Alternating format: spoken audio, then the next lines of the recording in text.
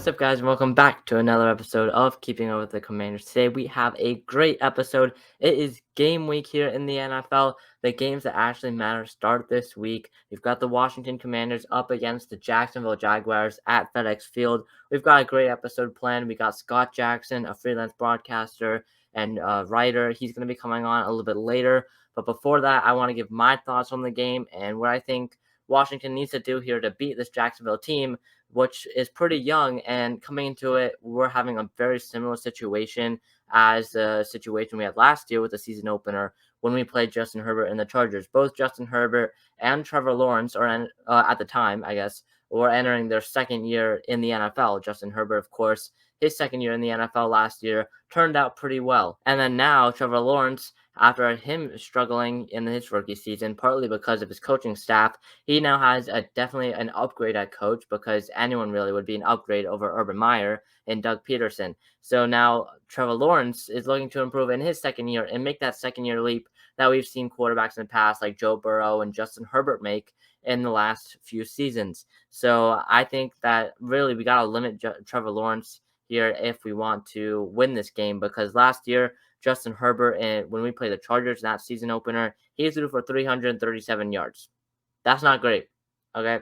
So I definitely think we're going to need to limit Trevor Lawrence. And if we don't, you're going to hear me talk about this a little bit later too.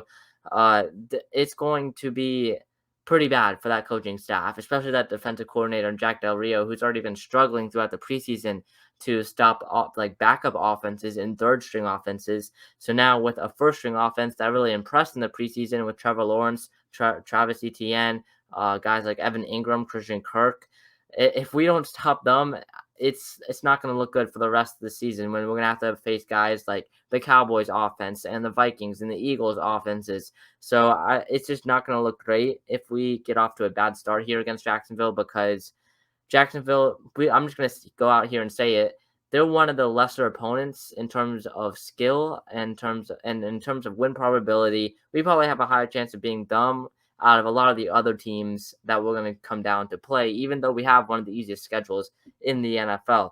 I would think here for the goal for the Washington offense, I talked about the defense, but here on the Washington offense is to maintain a great run game, because the one weakness on that defense, which has a lot of young players like Trayvon Walker, Foyesade Oluokun. I mean, there's some guys on that team who are sneaky good, but I do believe their one weakness is right up the middle. If we just ground and pound it every single play, or most plays on first and second down, being able to pick up 4, 5, 6 yards on first down, and then finishing things up on second down, or making it 2nd and 1, 2nd and 2. So then we can take a shot downfield, and we have that basically extra chance, and we can take that risk on second down without possibly being able to punt on the next play. I think if Washington's able to ground and pound it, we get over, I would say, maybe 150, 160 rushing yards on the ground. We will win this game. It's just if Carson Wentz doesn't make bad decisions against Doug Peterson and that defense, throwing some picks and stuff,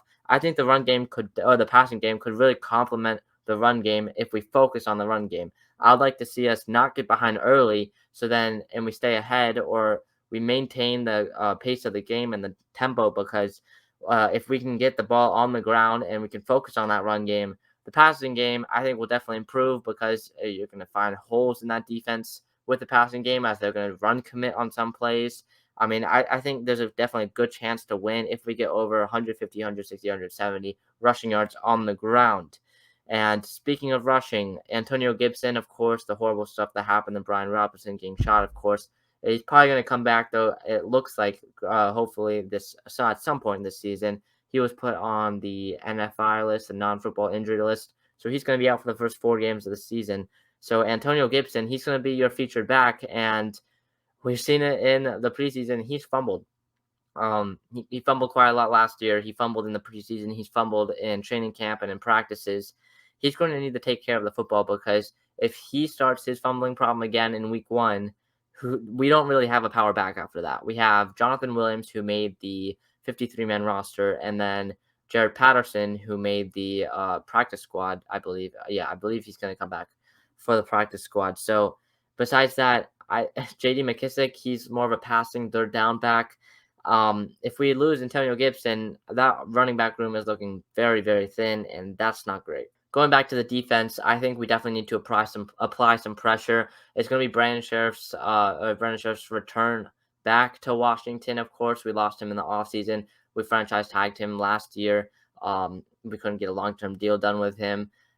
Former top 10 pick, I believe, back in 2015 or 2016 or something like that. But he's been on Washington's side for a long time, one of the better offensive guards in the game, or one of the better right guards in the game right now. So if we can just get past him somehow, maybe the defense knows some things about Sheriff that because he's coming from this team, maybe we know some extra stuff about him so that we can apply some pressure on Trevor Lawrence, because if Trevor Lawrence has all day in the pocket to pass, I'm not really trusting our secondary right now, as who really struggled. Even the starters like Bobby McCain, Cam Curl, Kendall Fuller, William Jackson, BSJ. I mean, it was pretty bad in that secondary. So I don't really trust him, even with a wide receiver one being Christian Kirk and your tight end one being Evan Ingram. I think Ingram could be a sneaky guy, especially if the linebackers struggle. Ingram could go for 70, 80 yards here in this game against Washington, and I wouldn't really be that surprised. And going back to applying pressure, we're going to need to apply pressure, because for these next few games, week 2 against the Lions, week 3 against the Eagles, and week 4 against the Cowboys, we know Chase Young's not going to be playing for those 4. And then the 5th game, I forgot who we're going to play week 5, but then week 6 on the short week is going to be the Bears. And so Chase Young probably won't come back until week 7 is what it's looking like. So we're going to need to learn how to apply pressure. We have 3 other first rounders on the defensive line for a reason. They need to do stuff with Chase Young gone, because if they don't, our defense is in a lot of trouble. All right, well, that's going to do it from me. Now I'm going to go to the interview here with Scott Jackson. Here we go. With that being said, I'd like to welcome Scott Jackson to the podcast. Scott Jackson, he's a freelance broadcaster. He's worked with 106.7. He's worked with the Commanders Radio Network. And for him, this game upcoming here this week between the Jacksonville Jaguars and Washington Commanders is like two worlds colliding. As earlier about when the Jaguars were starting up, he worked with them. And so this is kind of like two worlds for him colliding.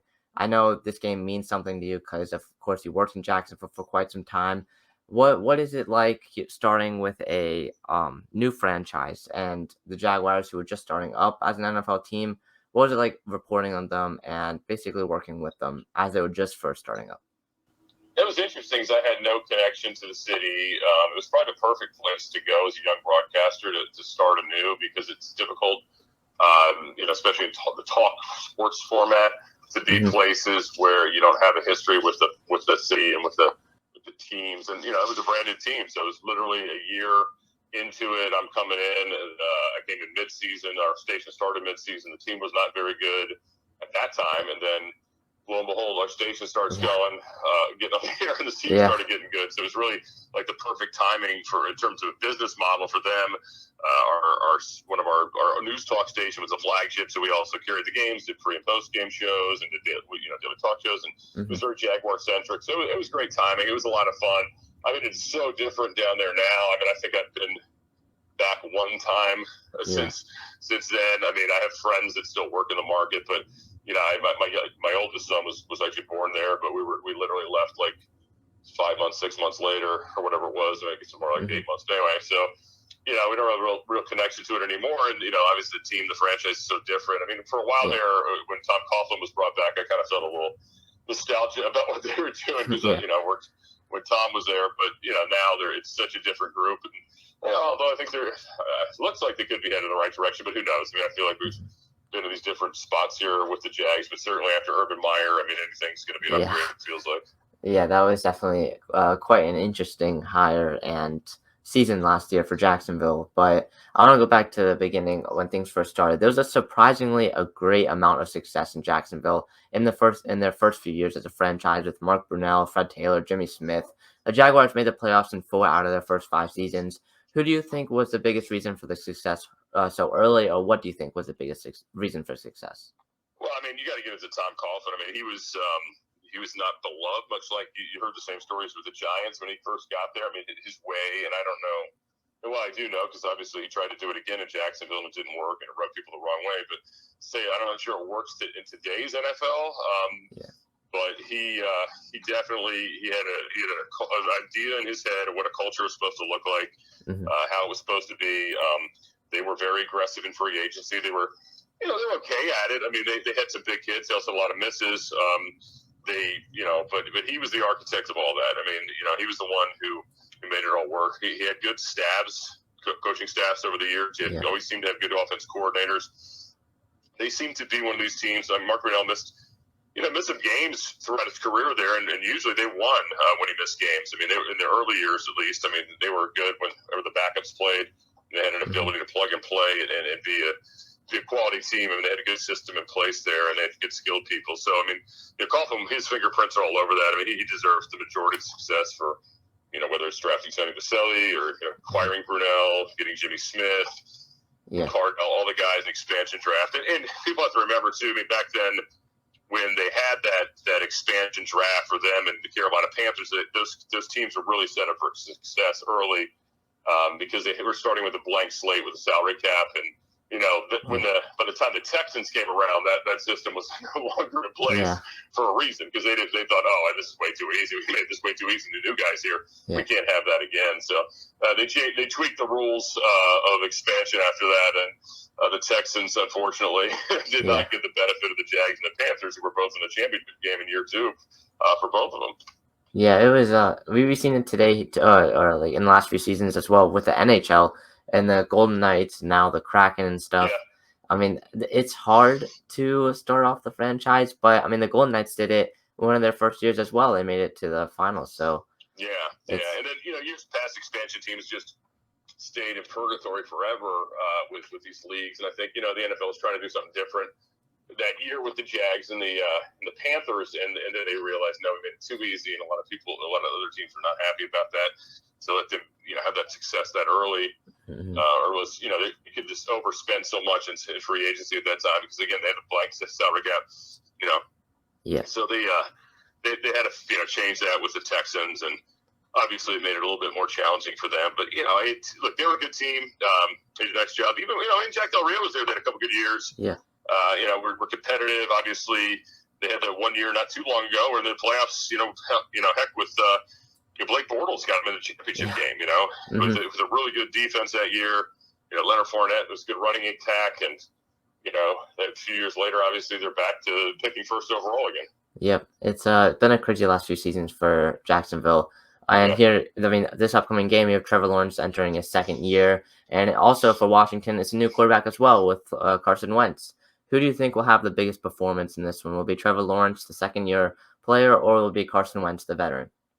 Well, I got to be honest with you. If it's Trevor Lawrence we're talking about, it's probably not a good sign for Jack Del Rio's job security. Yeah. I think Trevor Lawrence is okay. Last year he played better, obviously, down the stretch when Urban Meyer got out of the way. But, I mean, this Washington defense cannot afford to make anybody a second-year quarterback who, again, is not Justin Herbert or is not, that level look good on the home field in week 1. I mean, they've got to really get after him. They can't have that happening. If that happens, it's not good for Washington. And Carson, I mean, he's going to learn it for a while. It sounds like they still want to be very much run-oriented team. Yeah. Take some of the pressure off him, kind of the things you heard last year with Frank Reich and Indy. But they also have a lot of pieces on the outside. I think if Carson makes the right decisions and gets the ball out of his hands and can take the big shots and they give him the opportunity to take them, I think he can be good. But, the whole thing with Carson has always been, how's he going to handle adversity? And I don't know. I mean, everybody's saying all the right stuff right now, and that's great because we haven't played a real game and everything. And we'll see. I mean, he's got a lot of talent. He's the most talented quarterback they've had here in a long time. Yeah. That's for sure. I mean, he's got all those things going for him. It's the intangibles that are the things that have hurt him, that you talk about with quarterbacks and leadership and these kind of things. I'll just say this. I mean, the little bit we've gotten from him so far, I think he's everything you would expect him to be for a guy who's probably down to his last shot at being a surefire starting quarterback in the league. I think he's said everything right. He's handled everything right. He doesn't get caught up in the back and forth with the Colts or the Eagles or whatever. That's water under the bridge. You can't do anything about it. So just learn from it and get better. And I hope he does. I think he's a good person. I think he's a good guy. He's trying to do the right things, but doesn't mean he's always handled things correctly. And I'm sure, some weird parts of his circumstance that he'd like to point out to us, but that it's like, what's the point? It doesn't matter. Those teams moved on for me, so here I am. Yeah, I definitely agree. I mean, if we don't let Trevor Lawrence have the greatest of games, it would probably be for the better. If he doesn't pass for like 300 yards and 3 touchdowns, that'd be pretty great. But or you got to turn him over a lot, right? I mean, you can have a guy throw for 300 yards on you, but if you throw 3 picks or sack 5 times or whatever, they probably win in the game. This is one of those things they can't. Again, Antonio Gibson is obviously going to have to play here as the starter. Yeah. He just can't move. He can't turn the ball over, and Carson can't turn the ball over. They got to play a clean game. I mean, the margin for error is very thin, especially in week 1 where everybody's trying to feel out each other. Nobody's really had much of a preseason. Jacksonville kind of, they let Lawrence loose in one game. The Commanders obviously, let Carson play a little bit more that second game against Kansas City. They didn't do a whole heck of a lot, but it's all right. I mean, they had a lot of different pieces in and out in that game, but we'll see. I mean, it's a tough thing with the NFL now when teams decide not to really use the preseason except for kind of a way to figure out the depth of the roster, and they're just kind of going through the motions because they're so fearful of injury. Yeah, it's gonna be a pretty big game week 1. Here, my last question. Last night I was watching the Utah-Florida game. I'm a huge Florida Gators fan, and you could tell the weather was definitely getting to Utah players. There was many players like puking and stuff on the sidelines. Was that ever a factor in games in Jacksonville, especially for the first few weeks when it's close to the summer and it's very humid? Yeah, absolutely. It's terrible. I mean, even though October, it could be really horrifically hot down there. And these teams in the Northeast who would come down there, you could see it in the late parts of the games. Remember, I think it was New England a couple times in October. One year it was New England. And I'm trying to think of 49ers came in one year. It was god awful humid, and they struggle with that as well. Get that in Northern California. Yeah, you definitely have to deal with that. The swamp is called it's well named because it really feels like that in there. And they even play these evening games sometimes. I used to go to the 6 o'clock, so they had a lot of 6 o'clock starts back in the day, and it was still awful. I mean, it was like thick out there, and if you're not used to training in it, I don't know how you simulate it. Especially, Utah's got their own things that are challenging for opponents, like obviously the elevation and stuff like that. But it's got to be hard for them to just pop in there like that, especially in a tough game, tight game. But they handled it pretty well. I mean, they almost pulled it out. Big play, obviously late by the Gators on defense. Yeah, it was definitely. As a Gators fan, my heart was racing the entire final drive. That was definitely a roller coaster. But thank you for coming on the win for Coach Napier. Yeah, very good. Yeah, big time win. For sure. All right. Well, thank you for coming on the podcast. It was great having you on. Is there anything else you'd like to say? No, just hopefully you're following the Commanders. So there's some good stuff to talk about each week. Let's hope. I mean, they got to set up where they could have a fast start, but they got to sustain it. We'll see if they can even do that fast start part of it. I think there's a lot of people hoping for the best, but also a little bit concerned as the season gets ready. Yeah, I would definitely agree with that. Hopefully we get off to a good start. Thank you for coming on. This is Scott Jackson. Thank you guys for watching or listening to another episode of Keeping Up with the Commanders. It is game week. I am so excited for this one. I'm going to be going to the season opener against the Jaguars. I can't wait. I do want to say, though, before this episode ends, is that here in the season, it's going to be weekly episodes now, Tuesday mornings, 8 or 9 a.m. The episodes will come out. I can't wait for this season. It's going to be great. See you guys in the next one. Peace.